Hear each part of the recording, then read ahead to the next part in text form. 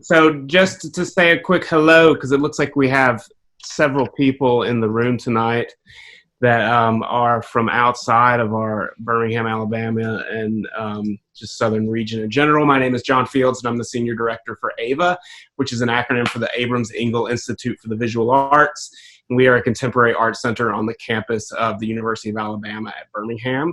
And so this event you're attending tonight, we sort of came up with as a way for a couple of reasons, actually. One, of course, was to sort of offer a platform to artists and galleries that we admire. And sort of we understood that there's artists all over the country who currently have exhibitions up that are inaccessible to the public.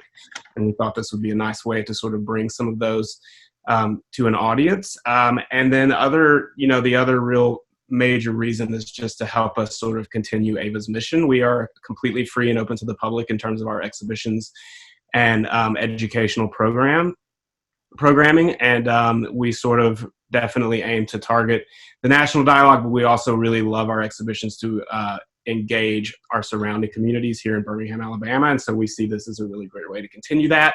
We are incredibly grateful for Philip Marden and Michael Ray joining us tonight, and I'm going to stop talking now and hand it over to my assistant curator, Tina Ruggieri. Hi, so as John said, my name is Tina Ruggieri, and I'm AVA's assistant curator. And tonight I'm very excited that we have Philip Marden of Philip Marden Gallery, located in Los Angeles, and that we have artist Michael Ray with us tonight.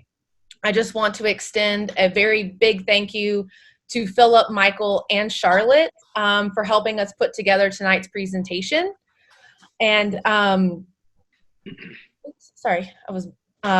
so, as you know, as John said, with our current situation, galleries and exhibitions have been closed, but because of technology and platforms like Zoom, we are able to view these exhibitions and hear directly from galleries and artists. Philip Marden received his MFA in painting from the University of Texas in 2000. He moved to LA immediately afterward and opened his gallery in 2005.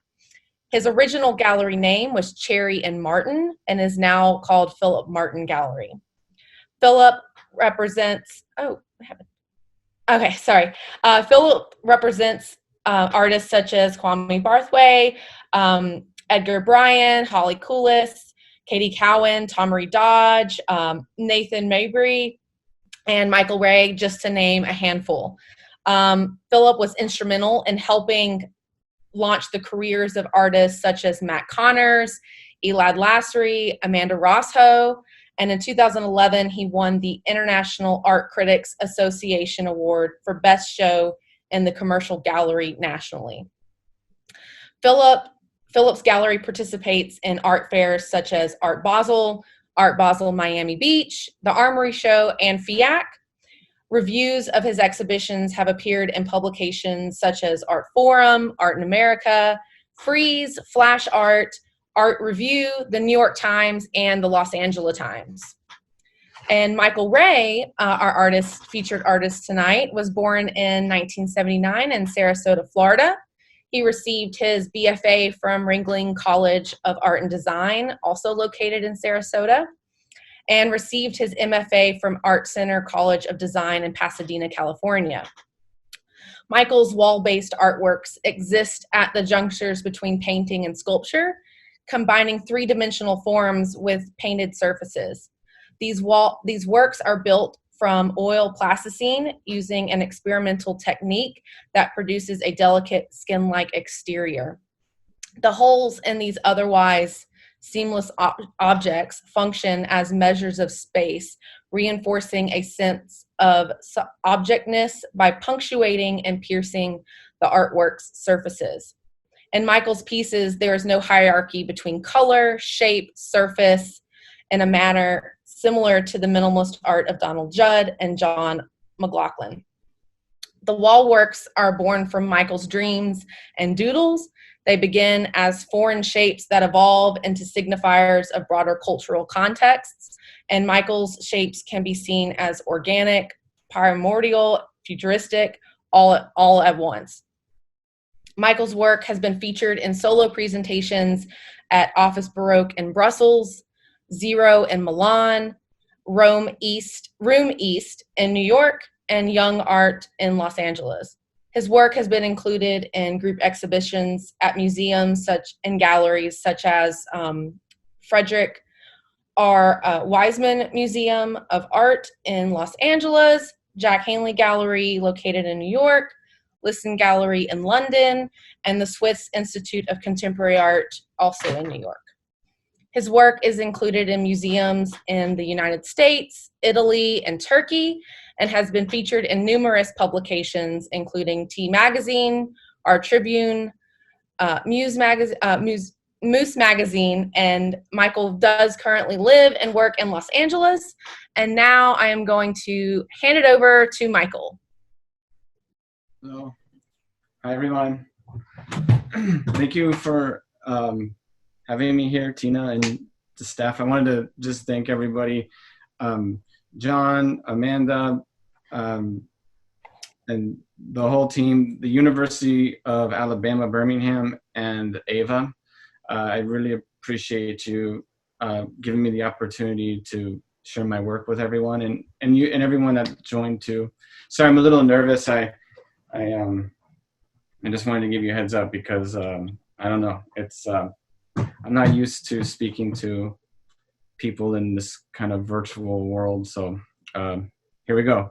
Okay. I guess I figured I'd show everybody images of the show, and then I'd show you the video of like a walkthrough, and then I could talk about my process for doing the show, and then it will kind of relate to my earlier body of work, and I'll talk about that a little bit too. But so let's just kind of like go through these slides. So this is my show. It's called titled MTT Vidrxs, and it opened on Leap Day or Leap Year, February 29.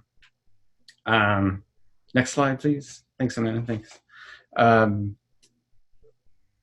Next slide. Let's just go through it to the video, but this is the show. This is Philip Martin Gallery.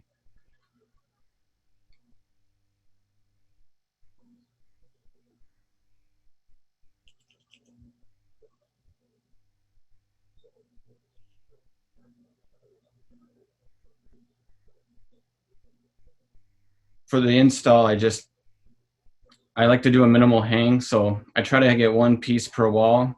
This show, I kind of made the exception because I had this other body of work, and it kind of, it helped me kind of break out of this kind of bias that I've always had with exhibiting my work in this manner.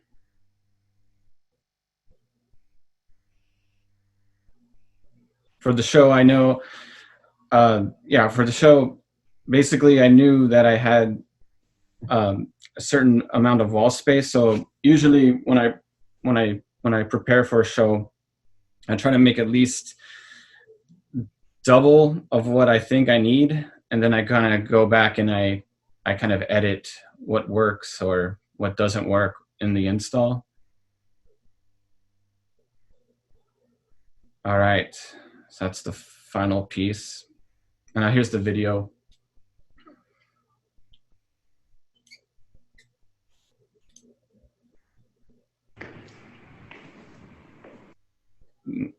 This is in the vestibule of the gallery. It's kind of like a little antechamber.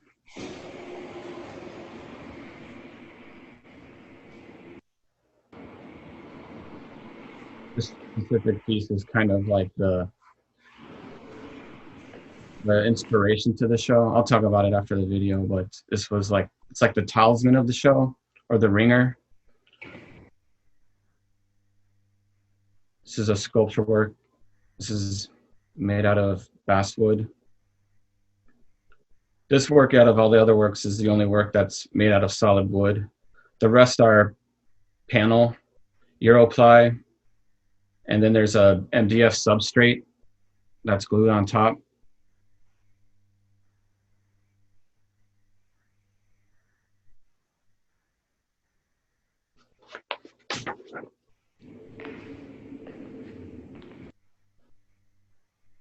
these are pretty good detail shots because they show the impasto, the thick paint.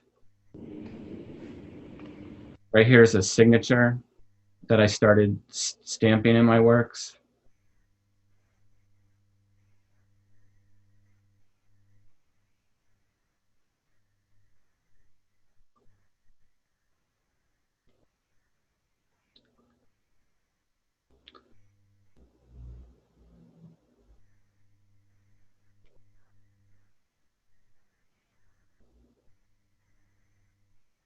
All right.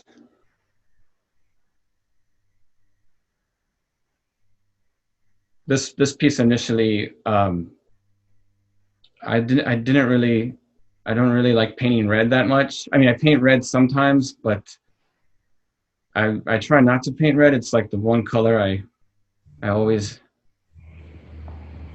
have to either really not want to paint red or really want to paint red to paint red. So I don't know. I felt like that piece in particular, I didn't know if it was going to make the cut until I brought it to the gallery.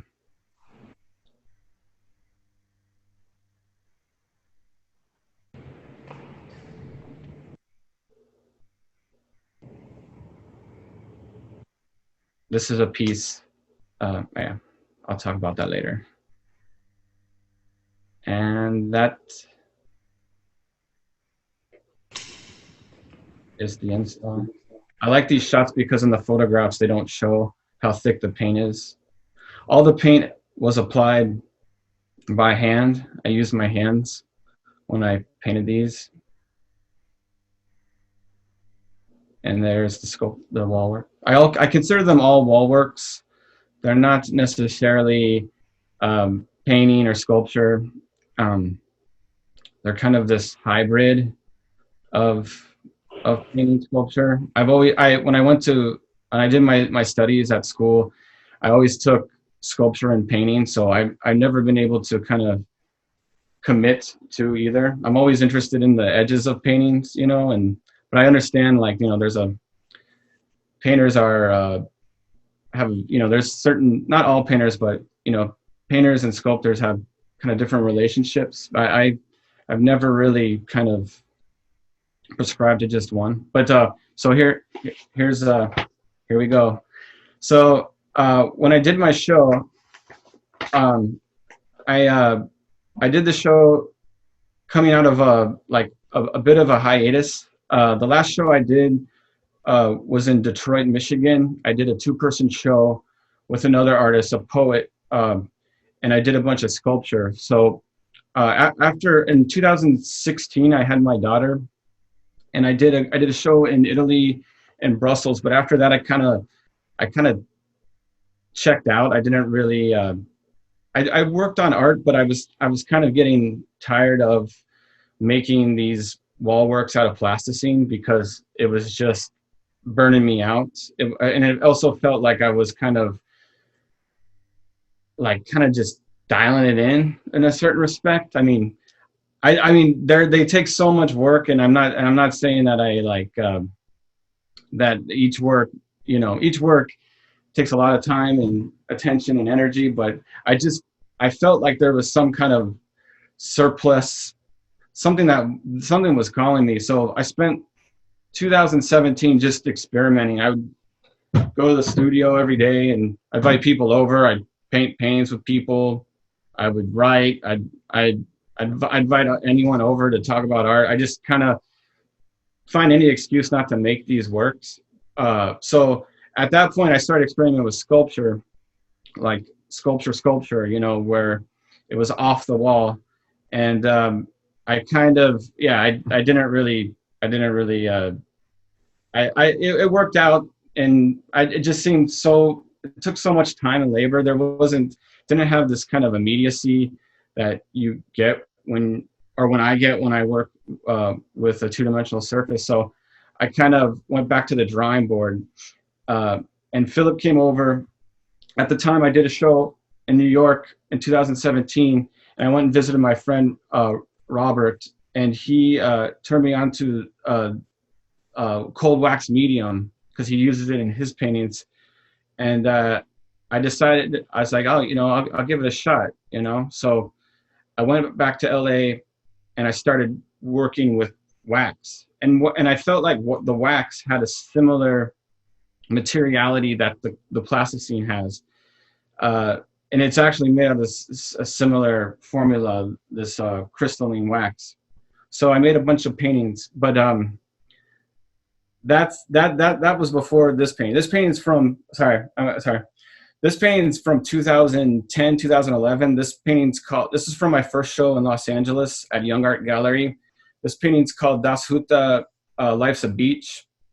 This is one of the first plasticine paintings that I ever exhibited publicly.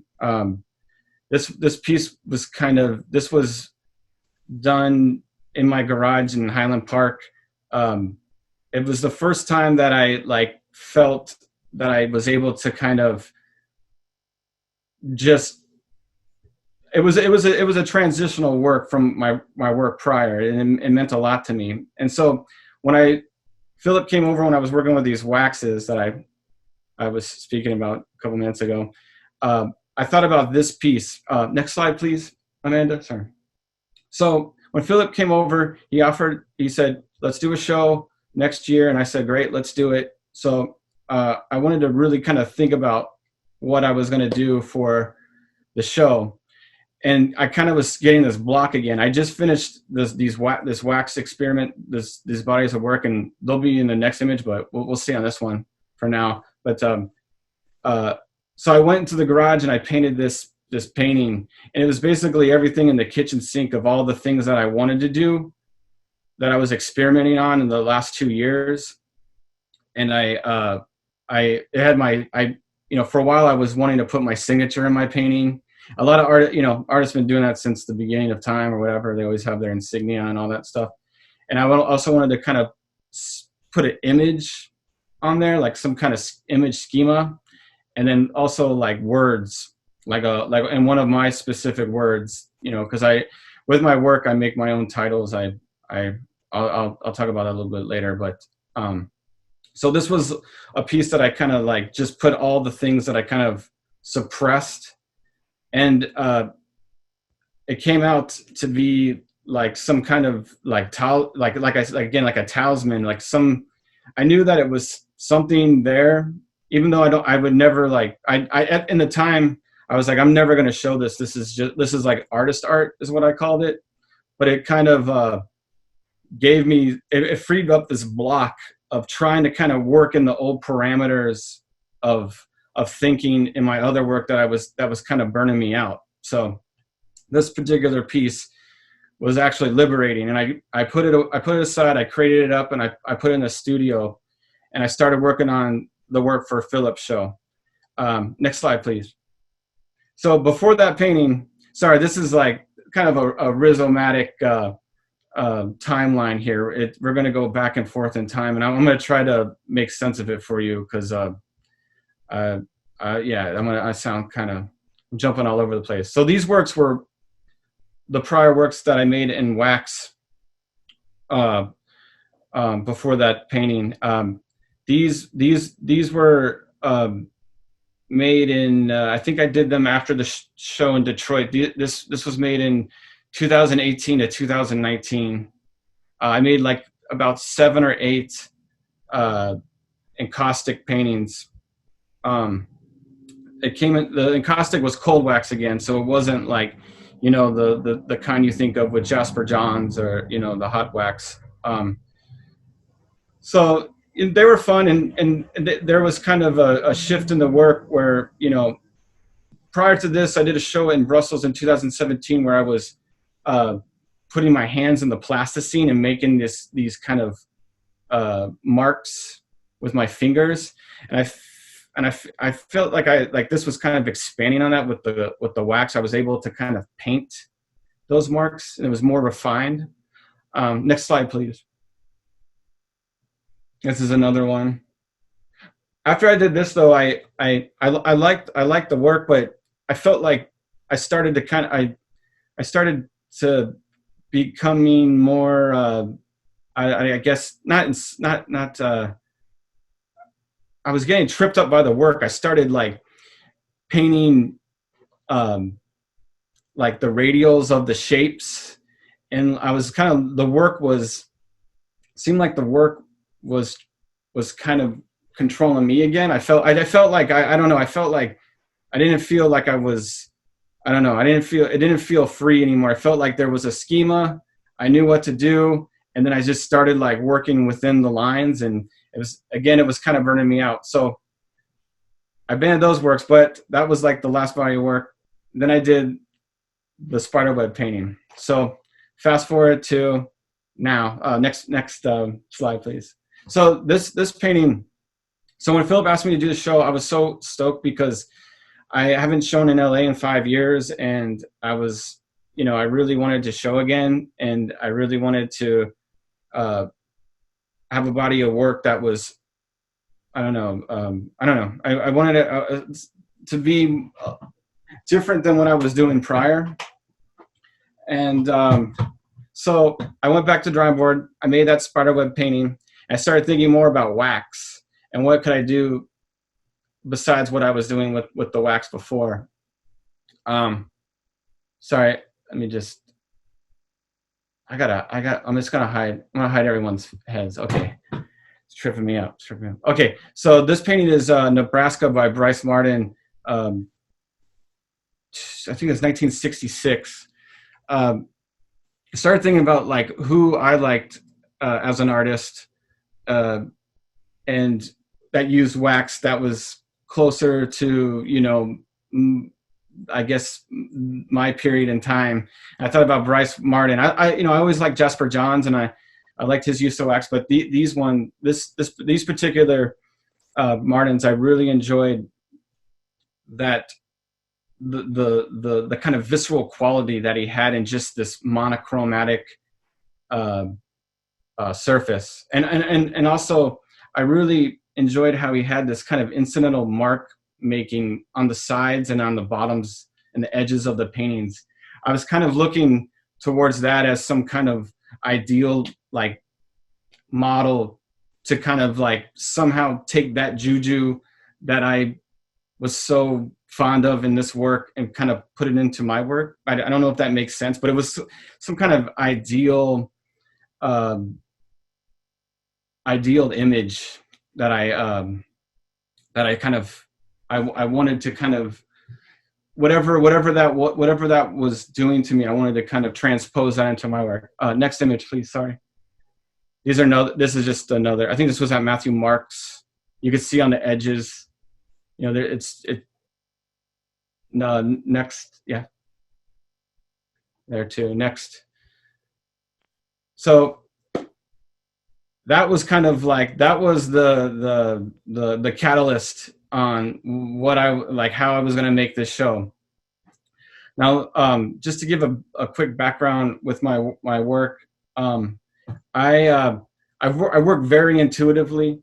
I have a very over the years, I've been working in this format of abstraction, and for probably about the last 13 to 15 years. I mean, graduate school is when I kind of started these ideas, and I started kind of refining them over the years. But so I do have a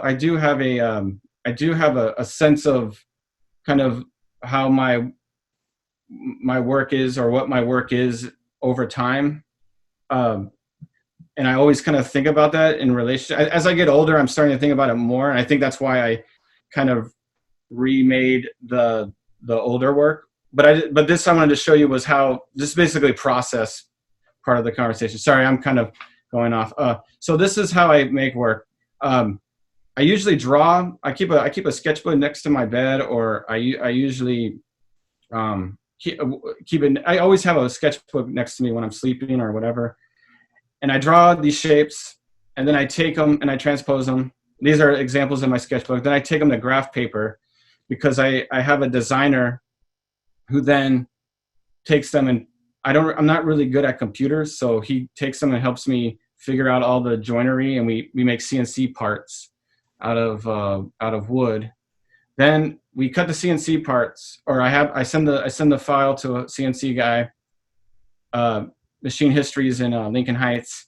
We cut them, and then I assemble them, and then I do the rest of the carpentry where I glue the substrate, and then I use a router basically to route the panels. Then after that, I sand, I put gesso, I put I think 6 layers of gesso. This particular work I wanted to show was, this is after this whole Brice Marden discussion that or this kind of weird this loopy Brice Marden thing I'm talking about. This was what I got to after I figured out Brice Marden's wax recipes and everything. I finally was able to do it, and I looked at it, and it, in my mind, it wasn't really that visceral thing that I was trying to achieve. So I just got really frustrated at that point and just started putting paint on it with my hands. And lo and behold, that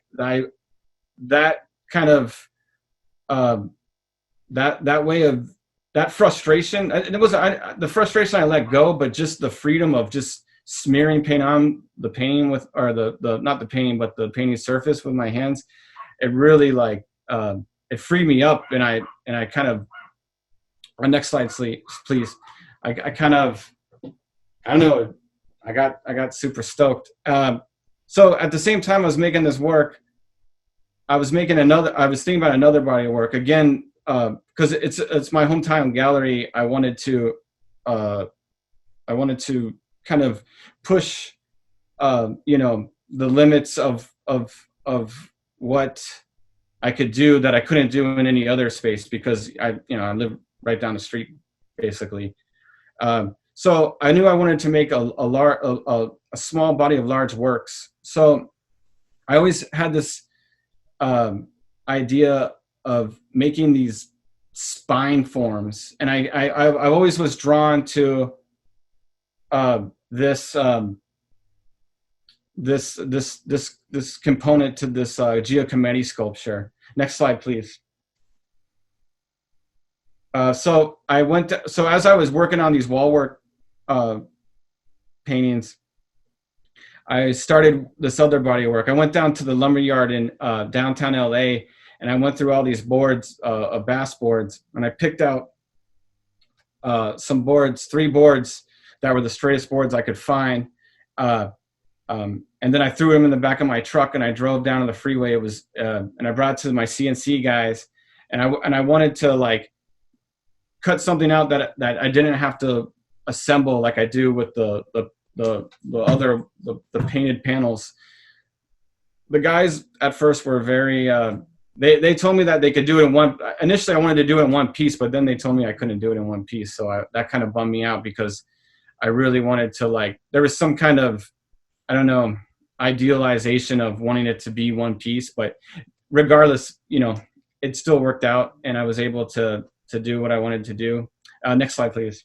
So I had these pieces cut out, and then what I did after that was I did a water stain on top of it, and then I kind of just had them around the house. I had my kid play on them. I just kind of for lack of a better term, I just kind of handled them. I just had them laying around in the living room. They were kind of just I wanted to get my greasy hands on. I don't know. So I kind of just, there were these weird things that we lived with in the house. We played tightrope on them a lot. They're just these weird things. I don't know necessarily. I don't know. No, next slide, please. But yeah. And then I realized after making them that this show was about this kind of rebirth. And I thought about the Caduceus, and that this, and I realized not that my work is not referenced to any, my work is completely, there's no reference to anything outside of it at all. I mean, I do bring things to it myself, my own references, but I did, but for this the serpent, for example. But I thought about it though. It was like this work was about like a rebirth or some new beginning of something. And I mean, I can't really articulate what that was or what it was, but it felt like there was some kind of closure to the other work, and these wall works were kind of something new that, I don't know. Next slide, please. Oh, and sorry, I'm jumping around. This is very staccato, this presentation. So this is another element to my work. My titles of my works, I basically write out these words myself. I try to make the most nonsensical word I can. I studied like Lewis Carroll, monogreens, neologisms, just these kind of like weird exceptional states of language. So what I do is I create these lists, and then after I create the list, I go into the Google search. I know this sounds kind of weird, but I type them in their web browser to see if any computers or any kind of applications are familiar, and sometimes they are, and sometimes I break the rules and I'll even use a word that I know that's an English word or whatever. But I feel like this process is important. I wanted to share because I know in the future that there'll probably be a computer that will make every combination of words or letters, and so every word will be kind of combined, and it will happen one day, or if it hasn't happened already. But this is kind of part of my process that I wanted to share on my titles, because I feel like the titles are a big part of it. My titles are, I always felt like there's been this like default descriptive process to exhibiting art in catalogs or wherever. Like they always have the title, the artist, and I always felt like there was an opportunity to kind of take advantage of that as an artist to kind of open that up. Oh, sorry. Okay, I see these chats. Hold on. Thanks for. I don't know. I'm not gonna. So next slide. We'll come back to the chats when you're done. Oh, okay. Yeah. Sorry. I was just looking at them. Sorry. So this is the last slide, and I'll take the chats because I'm gonna need help from everybody. I want to hear your thoughts. So this is another part of the process of my show. So when I was making this show, I felt this is important to share too. Is I kept listening to this song from the Pixies.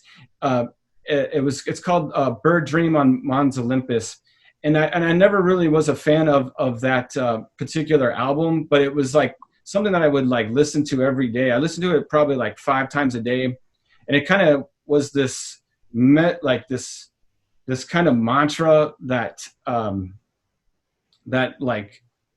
kind of kept me going through making the work. Like any time when like, that's the one thing about my art is like I get very not distracted, but I could like there could be a situation where I just completely I don't know, go out to left field, and I felt like listening to the song over and over and over again, it like really it really kind of grounded me in making the work. I usually have certain like totems, I guess you would call them, that would kind of keep like this kind of meditation on the work. And I think it has to do with desire. And I feel like this, I think there's like a sublime iconography with the song. The song's about the Olympus Mons, which is the biggest volcano in the solar system. And I always kept thinking about the lyrics of the song, like about a bird dreaming about going to this volcano on Mars. And I think that's where desire comes in, because it was something that was familiar, but I just didn't know like what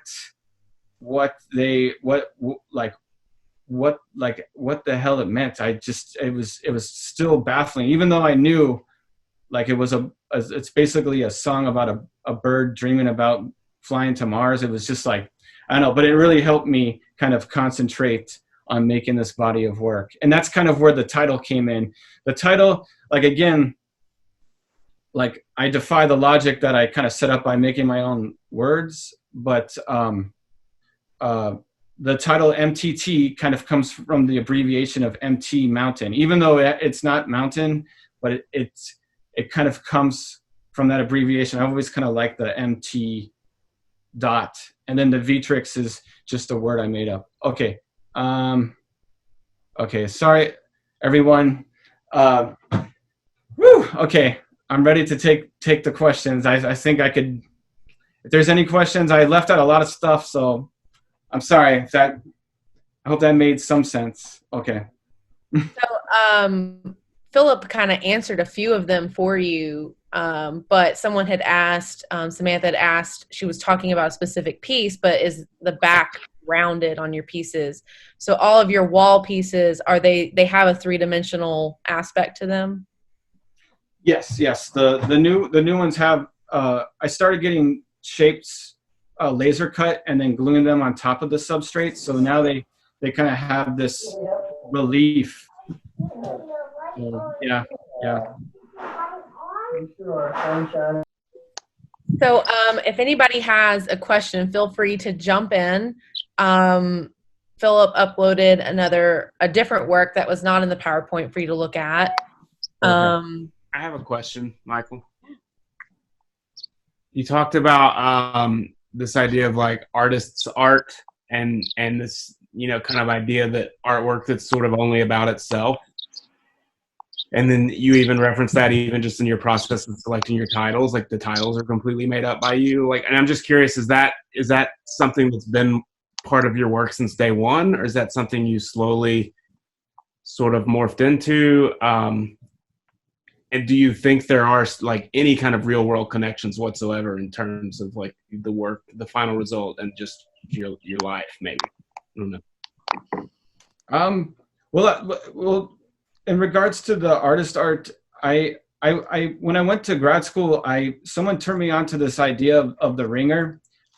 Mayo Thompson, he was one of my teachers, and he would tell me about like Mike Kelly stories, and he told me about this thing, and I don't know if it's true or not, but he called it the ringer, and I always kind of like, I wrote about it in my thesis too, like this kind of artist object that has only meaning to the artist, that's kind of in this public presentation of art. And I always thought that was like a cool, I don't know, idea. And I feel like that, I don't know, that maybe this kind of like, I don't know, exceptional, this idea of the exceptional state is kind of a part of that in my art making process. So I always felt like searching for this kind of exceptional state in one's own practice and kind of embracing that is something that's always kind of been there. And then what was the and then the references outside of the work you were saying, or? I was just curious because I did find that to be really fascinating, and for whatever reason, I'm usually extra fascinated when I meet artists under a certain age that are sort of making work about itself. And I'm just curious if there ever is a collision between that. Does it even if it's by accident, do you feel like the work ever does sort of collide with the real world and make connections with something that's not about itself? Yeah. Well, for a good example is crosses. My wife helps me out a lot. She like comes into the studio and she's kind of like my second eyes. And sometimes like for some reason, like every once in a while, I'll make like a crucifix shape. And when that happens, I usually destroy I mean, not that I have mad respect for the religious icons and stuff, but when it becomes too dominant of iconography, I try to like kind of retrench from, the outside world. I'm constantly aware, and there are some works where I do tend to like, oh, like if someone points out some kind of outside reference, I'm like, yeah, sure. But it's never like something that the more I could like evade those things personally, the better I am. So you think I feel like the more it's open to interpretation for other people. But so you think when it does happen, it's usually probably accidental or subconscious? yeah. Cool. I have a question. Go Is ahead, it Barb. okay to go ahead? Go ahead. Okay, so this was a question before, and it remains after looking at your website. So I was interested in the holes, and particularly because of the painting and sculpture nature of your work, and thinking about holes. I'd like to hear more about them. I noticed they're symmetrical, and then my question is really about: are they about space? Are they about reductive spacelessness? A hole can be like your ear takes in sound. You said you had a daughter, she entered the world through a hole. You know, so is it a portal? How do you think about it? Yeah, absolutely. Like the holes have gone through like this mutation of understanding and my relationship to them. I initially the holes kind of started off as this kind of like a demarcation on the surface, like it just like a mark, like you know, like how one would just, you know, draw a line, one would put a hole. And then at a certain point I really liked the idea of them kind of being anthropomorphized, like some kind of I don't know, like like an ear, an eye, like, or whatever kind of orifice, you know. But then over time, I've kind of gone back to like, you know, because, you know, and you notice that they are symmetrical, because they do function as kind of an organization principle for the surface of the panel. So they're mainly now they're just used as like design, basically. From there's no real it's not like Fontana, like for instance, where it's like an action or some kind of residue of an action. It's mainly to organize the space inside or on top of the panel. So it's that's basically. But I've gone through like thinking about it over and over about the relationship of the whole to the world. And because I'm at the point now with my work in general where it's kind of it's not meaningless work, but it's like there's really, it's like Frank Stella. I don't know how right he was, but it's like what you see is what you get. The more I invest references into the work, like some kind of like body part or something, I feel like it's just not. I don't think about it in those terms. So I don't know. I don't know. Yeah. So I don't know. Does that answer it? I don't know. I just wanted to hear your thoughts. Yeah. No, I think about them as just measures of space, kind of like a dot. But I do like the quality of, you know, it does like kind of take away the weight of a solid surface too. So there's there's a formal quality to it that I enjoy that the panels have, you know, like they're not these like heavy, you know. You could see the difference with the wooden sculpture, the holes with the panels. So there's a different kind of formal quality to it. Yeah. I have a question. Yo. So Michael, okay, so I have to admit I'm a huge fan of minimalist works and artists like Judd, right? So, you know, when you look at a Judd work, right, I guess his sort of idea was to not be able to see the artist's hand at all in the work.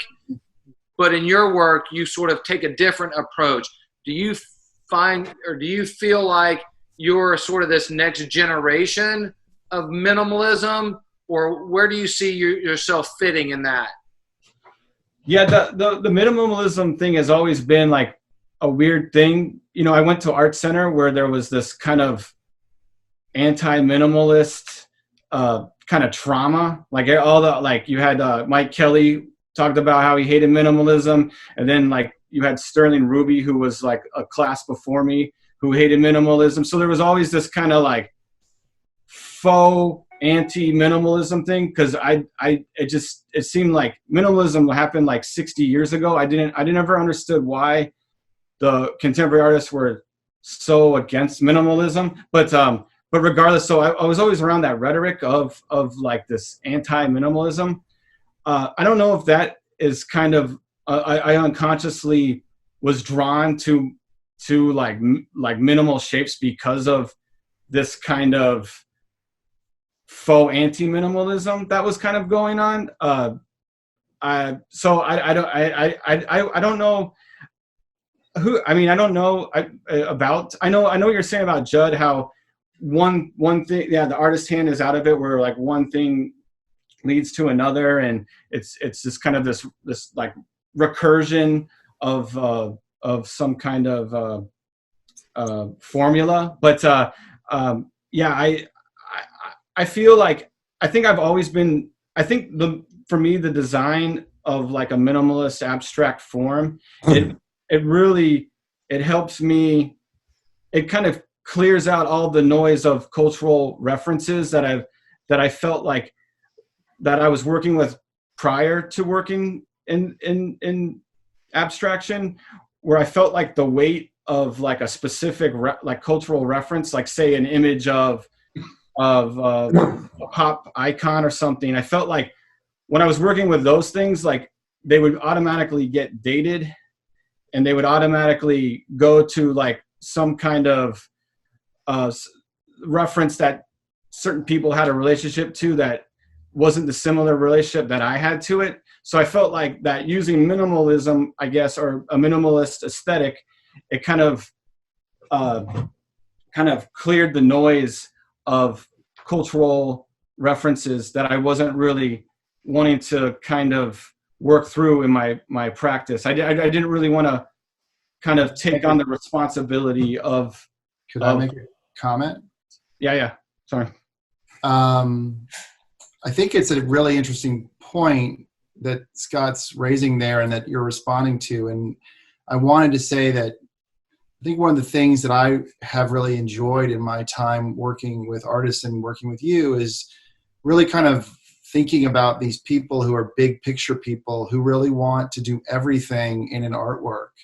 And I think one of the things that I find really fascinating about your work is that it does do everything in a lot of interesting ways. And then it's interesting to hear Scott's comment that about Judd, because when I worked with Richard Schiff at the University of Texas, he would constantly bring us back to Donald Judd's earliest work, because in the earliest work, Judd is making it himself, and he doesn't have the technical ability to make the artist's hand invisible, whereas he does want to do it later, and he wants to do it then, he just simply can't. And then so what's really fascinating is he presents you with an art object that's both minimal, but then at the same time, it's as if you're not supposed to see what he doesn't want you to see by virtue of the terms he's constructed around it, which I think is really fascinating, Scott, that you bring that up. It really makes me think about that. And then intriguing then further that you bring up Sterling Ruby, because obviously Sterling Ruby is someone who, say, looks at minimalism and inserts meaning into that language through, say, through like the Supermax work, which is about minimalism, but it's about prisons, and then it goes into all these other things. And so again, I think going back even further to the comment about holes, that you would talk about the fragility of the body and the fragility of the objects and the corporality in Louise Bourgeois in your work at one moment, but another question would prompt you to say, well, I see them as holes and lines. And I mean this as a highest compliment. I think this is one of the things that I personally find fascinating about your work, is that it kind of is doing everything in a lot of ways. Like if you want to read it in a minimal way and you never want to see them in person, you might have one thing, but not, you can't, because then you've got a signature in there. Like that's a new element. So anyway, not a question, but a rambling comment. When I went to school, I studied under Jeremy Gilbert Roth he was like, you know, he's one of these, you know, he was like an academic formalist.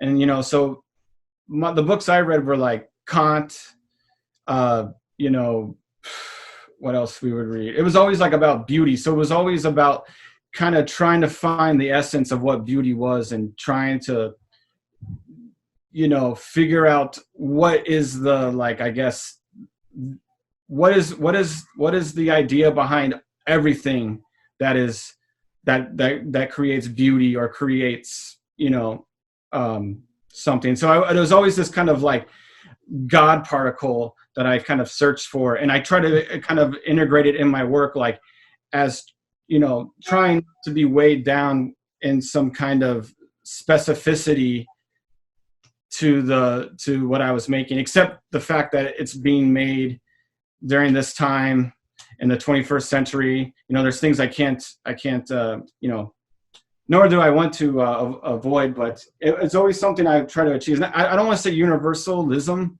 or universality, but some kind of something that's relatable to everybody. I'm always like, I don't want to, like, you know, I don't know. I'm kind of, but in regards to minimalism, I don't know. I don't know how I feel about minimalism. I kind of like, I go back and forth. I don't understand. Like, to me, it's like, it's been like, I don't know, like 70 years since minimalism.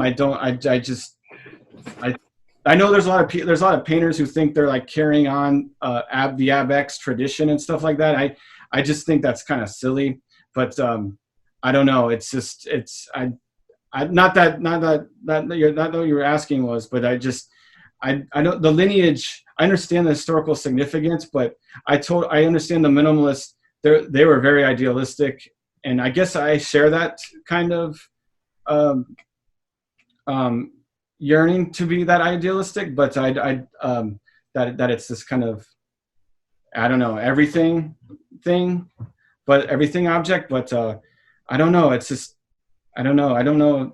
There's a lot of like people that are minimalists out there, and you see it in the art. It's just kind of like, you see that when it's overly worked and it looks like it came out of a vacuum, it's kind of scary to look at that stuff. I don't know. It's just, I don't see. That's why I think I do like like Philip was saying about the artist hand in the work. I like that. Like I call it like the pebble in the shoe, like the weird, you know, the smudge, or, you know, the part that has that kink in it that you can't get out. Those things, they're kind of a bummer, but then like when you learn how to look and embrace that in your work, that's kind of like, I look for those things. But that, I don't know. I'm going on a tangent. Okay. I'm just going to make a comment. Okay, when you look at your show, it's very complex. It's very complex shapes, and so it has that somewhat relating to the minimalism, but still so complex. It's wonderful. That's, you know, I really like seeing that. Thank you. No, sorry, Bob. Do you have anything? Go ahead. Does anybody else have another question or comment before we wrap still up? have a couple unless somebody else does. I do too, but that's my second round, so you go first. So a couple things, and I know, Tina, I don't know how much time, you know, if we're pushing that limit. We're almost at that 6 o'clock minute, so, I mean, 6 o'clock hour. So, you know, color is a big thing, right? And so, you know, you mentioned you don't really like the color red. You know, actually, we just watched the other night the Broadway play Red, about Roth Goes Red, and right, and you know, that happens to be one of my favorite colors of all time. And so, what is it about, or how do you go through that process of picking and choosing what shapes go with what colors? Is there a process, or how do you get to that point? That process is like, it is the most agonizing, because I'll have an intuition for one shape and then one color, and then when it goes into the studio, I'll apply the color. It doesn't work, and then I'll have another one, and then like some of these painted surfaces, if you were to scrape under them, there's probably like, some of them, I know with Philip's show, all those works, there's at least like 3 different colors underneath works. Like for example, the small, with the exception of the red one. The red one was the one I knew that wanted to be red because it was just, I don't know why, but there's those small white one with these little like points. That one like had yellow, blue, brown. Wow. So it's always this.